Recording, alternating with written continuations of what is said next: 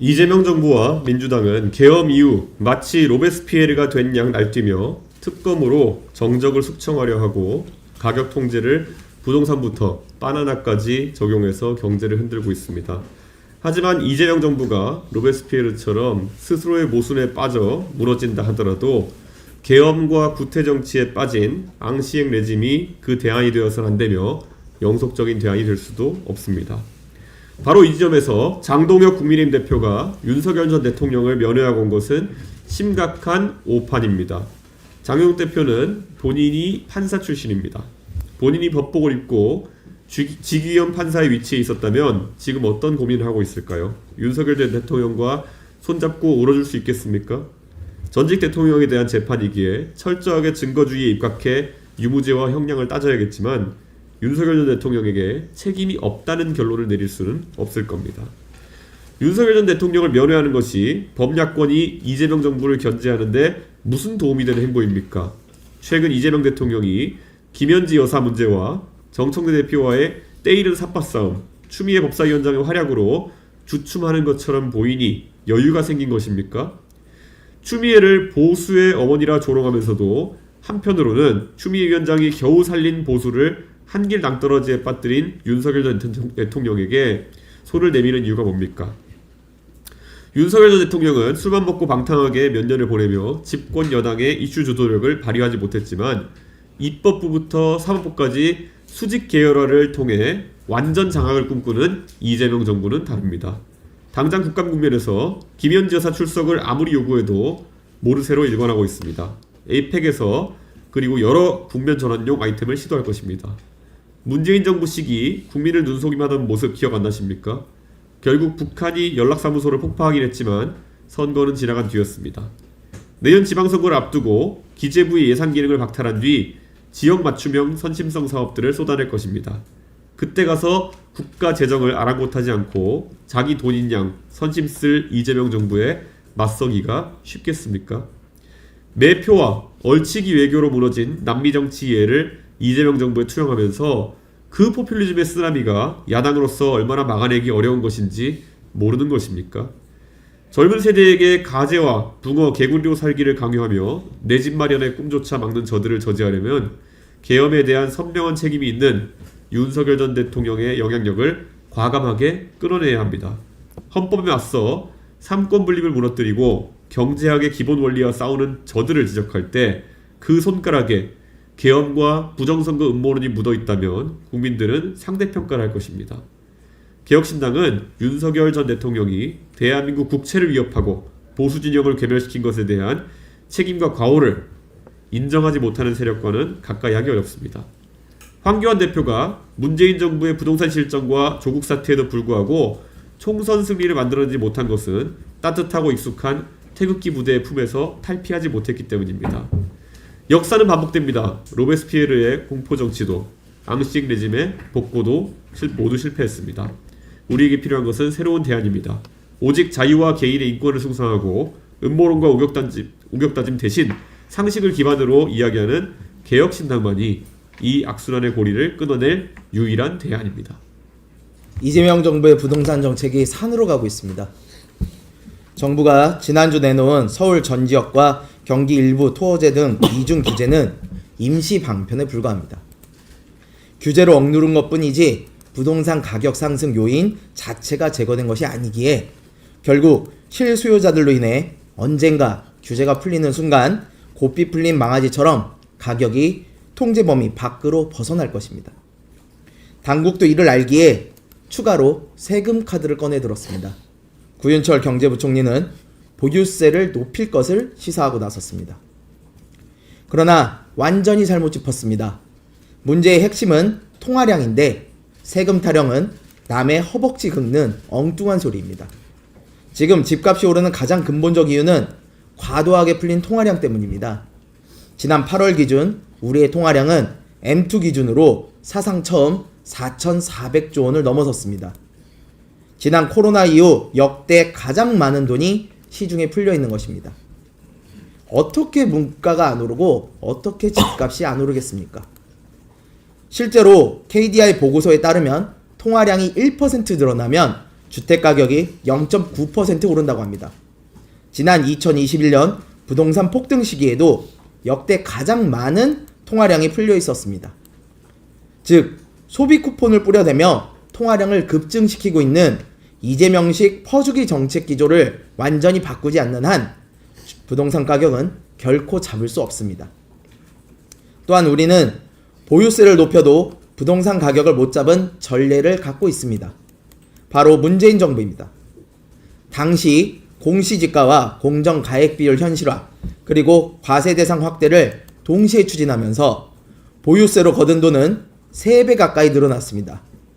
그러나 오히려 서울 아파트 값은 그동안 2배나 폭등하였습니다.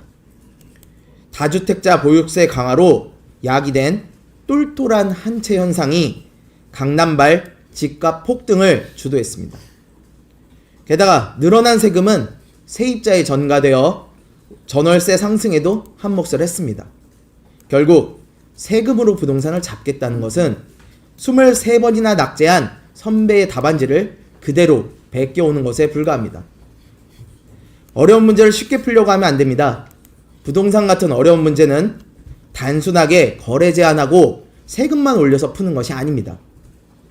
통화량의 조절과 수요에 맞춘 충분한 공급, 그리고 지방 균형 개발까지 복합적으로 사고하고 같이 풀어야만 합니다. 경제 문제는 제대로 풀어내지 않으면 어쩌다 찍어서 답을 맞출 수는 있어도 장기적으로는 반드시 부작용이 따라오기 마련입니다. 이재명 정부와 민주당이 대학 시절 데모하느라 공부를 못했다면 이제라도 제대로 경제학을 공부하길 바랍니다. 그래서 노무현, 문재인, 이재명으로 이어지는 부동산 낙제 족보를 부디 끊어내길 바랍니다. 장동혁 국민의힘 대표가 윤석열 전 대통령을 연애하고 왔다고 합니다. 사법부 탄압, 김현지 실장, 부동산 정책 등 민주당이 잘못해서 얻어낸 정말 오랜만에 말루 찬스에서 4번 타자가 나서서 헛스윙 삼진당하고 앉아 있습니다. 좋은 분위기에 찬물도 아닌 얼음물을 끼얹는 셈입니다. 단언컨대 전광판도 안 보고 배트만 휘둘러대던 그 선수를 방출시키지 않는 한 국민의힘의 미래는 없을 것임을 말씀드립니다. 감사합니다. 예, 주의사 최고위원입니다.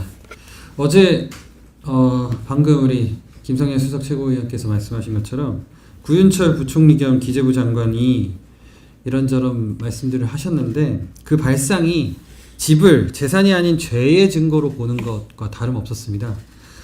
똘똘한 한 채의 현상을 문제 삼았지만 그것은 정부가 다주택자를 과도하게 옥죄면서 국민이 스스로 택한 생존 전략이었습니다. 그런데 이제 그 한 채마저 세금 폭탄의 대상으로 삼겠다고 합니다. 특히 구 부총리는 유독 집을 들고 있다는 표현을 자주 쓰십니다. 이는 정부 정책 때문에 어쩔 수 없이 한 채를 사서 살고 있는 국민이든 또 집 한 채 잘 사서 여태 10년이고 20년이고 살아온 국민이든 간에 정책이 강요해서 이렇게 살고 있는 그러한 일반 국민들을 그저 단순하게 투기꾼으로 보고 있다는 의미입니다. 장기 거주한 집의 땅이나 벽을 파면 갑자기 뭐 돈이라도 나옵니까?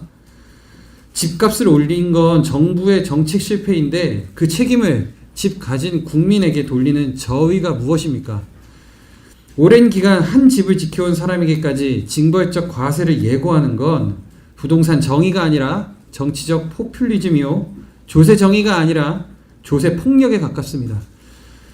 이렇듯 이재명 정부가 내놓는 부동산 세제 개편 방안은 시장의 불균형을 바로잡기보단 국민의 분노를 자극하는 방향, 즉 집을 가진 죄로 더 징벌하겠다는 식입니다. 민주당 정부들이 집값 다 올려놓고 대체 왜 국민이 세금으로 책임을 집니까? 쿠폰 주도 성장으로 나라 살림 망치고 평범한 국민을 죄인 취급하며 가정 살림도 망치는 무능 일변도의 이재명 정부가 책임져야 할 일 아니겠습니까? 배임죄 폐지를 추진하는 정부와 여당에게 이 정도면 배임의 정부가 아닌지 묻고 싶습니다. 이상입니다.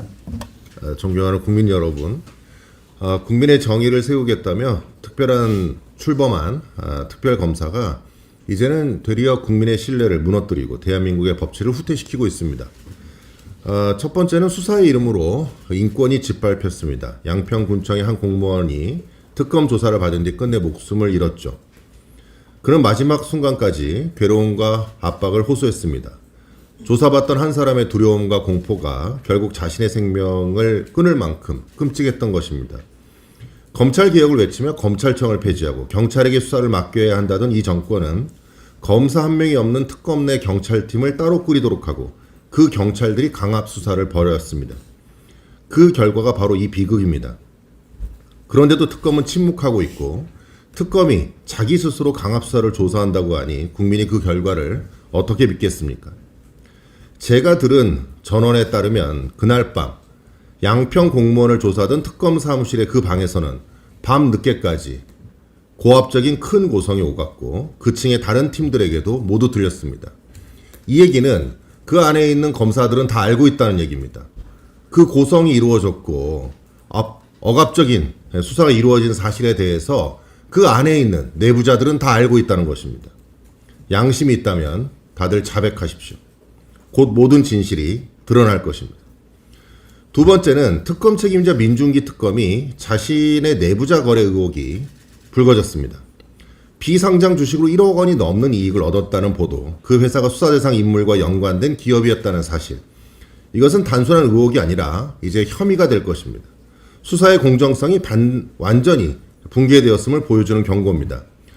김건희 씨는 윤 대통령을 만나기 전인 일반인 시절의 문제이지만 민중기 특검은 차관급에 해당하는 서울고법 부장판사 시절에 2008년에 비상장 주식 만주를 취득했다가 상장 후에 액면가의 440배에 달하는 시세 차익을 실현한 것입니다. 그런데 그 회사 주식은 민특검 이외의 다른 개인 투자자 7천여 명은 4천억 원 넘게 피해를 받습니다. 민중기 특검은 증권사 직원의 권유로 상폐 직전에 매도했다고 변명하지만 이는 새빨간 거짓말일 겁니다.